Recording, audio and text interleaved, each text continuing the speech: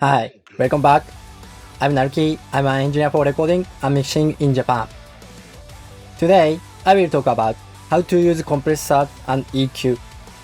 This time, I will focus on the EQ.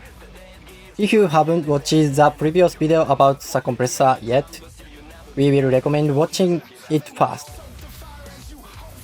Please check the link in the description below. The EQ, like a compressor, is not explained as how to determine the EQ point. Most of the explanations are based on the experience of the commentator or are specific to a particular genre or instrument or are copied from someone else's explanation, and very few provide a systematic explanation of how to use EQ. I'm not denying them, they are certainly useful information. However, they are not very different from introducing presets, which are a bit niche to use in production and may require a more theoretical approach.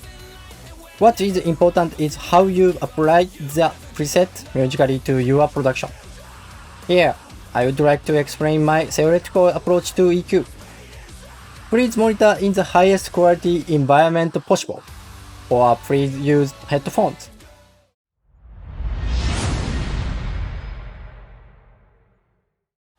First, we must determine the need for EQ, but let's use it first. Like a compressor, the EQ is not easily determined by the track alone. Listen carefully to how the music has changed by listening to the track in relation to each other. Remember, you can always bypass after your EQ. My system first classifies the sound of the material into 4 categories. The EQ approach changes depending on whether the material has a pitch or no pitch. We recommend using shelving or a wide range of Q for instruments with pitch. Too extreme a Q set may affect certain pitches too much, and this may cause problems. However, there are cases where, on the other hand, we may want to pinpoint the target.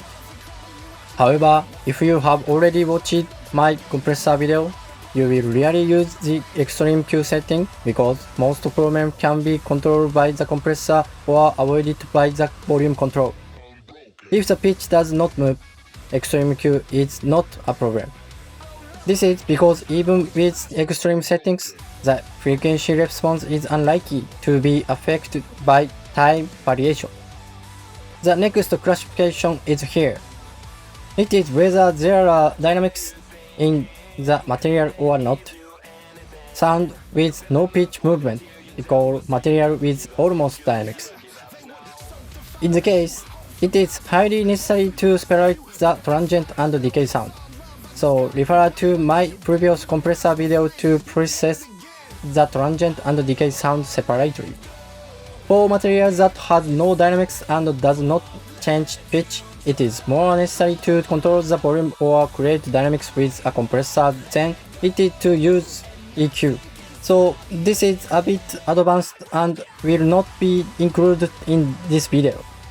For materials that have no dynamics and move in pitch, they can be classified as having either extremely few or extremely many harmonics. It will almost always sound like a synthesizer or extremely distorted. For a sound that has almost only fundamental tone, there is no need to explain EQ, so I will skip this.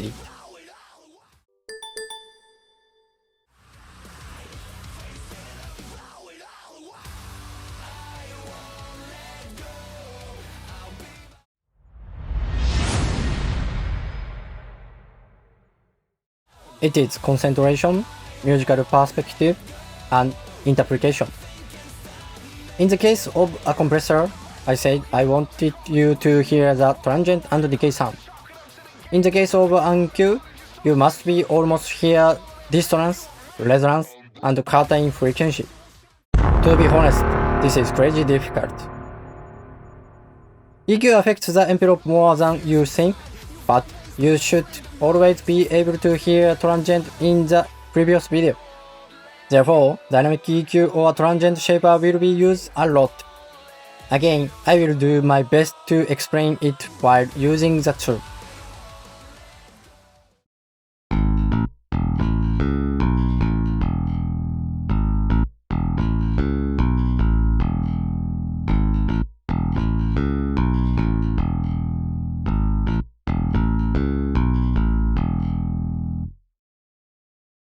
This is the bass used in the previous video. I have always wanted to EQ this bass. I have the fretboards on one's mind.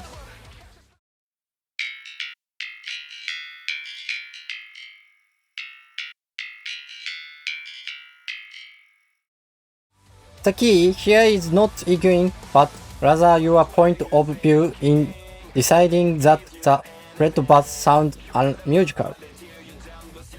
It also requires concentration and musical sense to hear where the fretboard is the frequency range.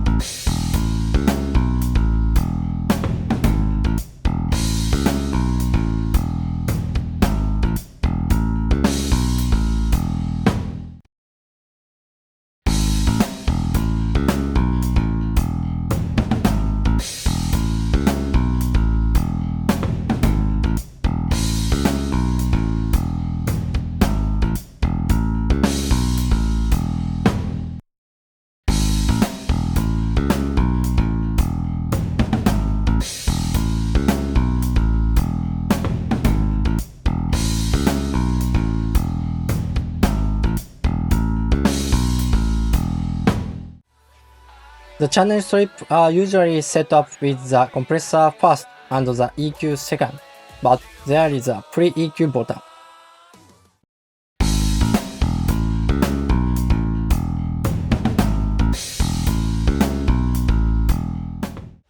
EQ is actually an effect that can interfere with the envelope quite easily, and this is the reason why compressor and EQ should be considered as a set. This is because pre-EQ to post-comp makes it easier to deal with a changed envelope. Next, let's EQ a material that has a little dynamics and move in pitch.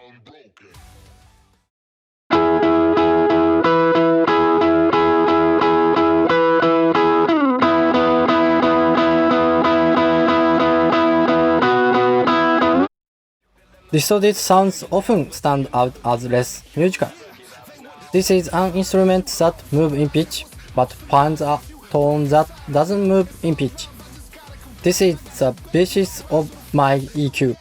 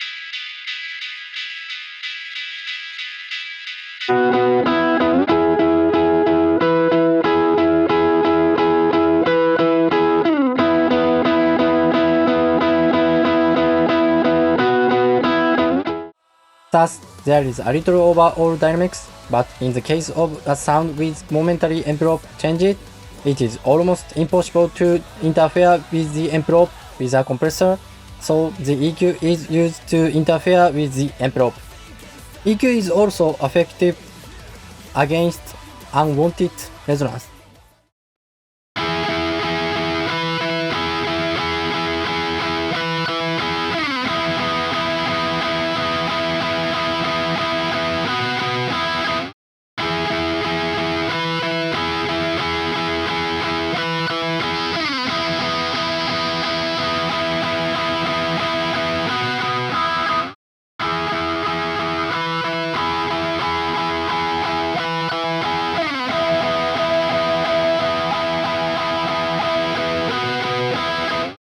Next, let's look at the case where there are dynamics but the pitch does not move. This sound is mostly percussive or impact sound. They are not that difficult if the transient and decay sounds can be adjusted well with dynamics effect.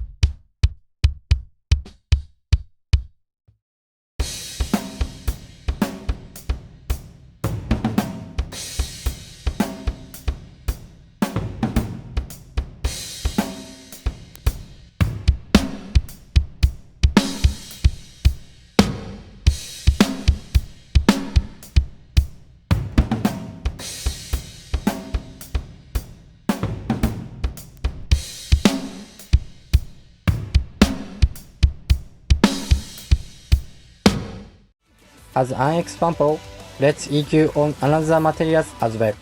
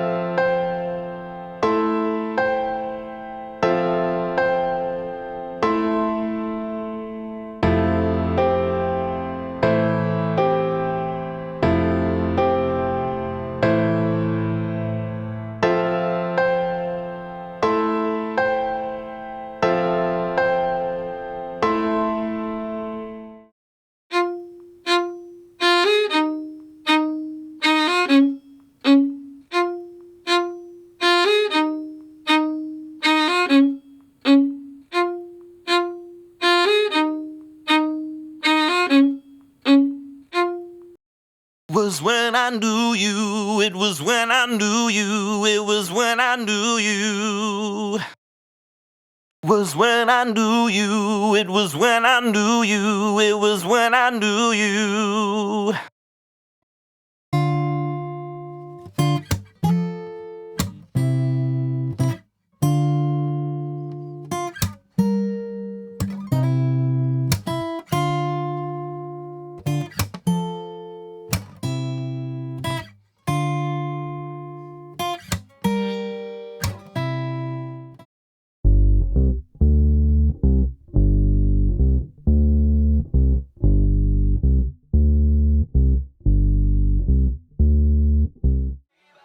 You can see that the EQ I showed as an example is completely useless as a preset. EQ points are completely different depending on the material and music. In fact, EQ is used to obtain simple results. Logically, it is a matter of cutting out what is disturbing in the composition of the sound, or listening to the overall balance to determine if the sound is unbalanced, and this is the only basic principle. However, it is very difficult because it requires a musical interpretation and approach. It depends on whether you can distinguish each frequency individually by ear. It's a review. The pitch moves, and the direction of the EQ is determined without moving.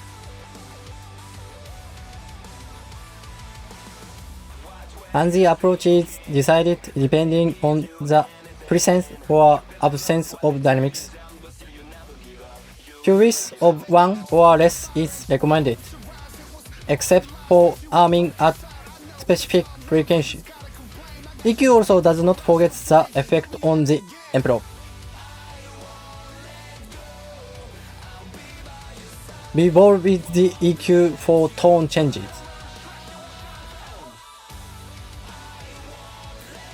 Be sure to compare bypass and engage when listening to the EQ as a whole. You may want to take advantage of the linear phase, or you may need additional EQ as a masking measure. However, there are not so many of these terms, so it is recommended that you always check on-off as a whole. It is not because the engineers had special skill or utilize good equipment. What is important is musical sensibility. Thank you for watching the compression and EQ video. If you find this video helpful, please click like and share it. I'm also waiting for work requests. I can communicate in English by email, chat, DM. See you next video. Goodbye.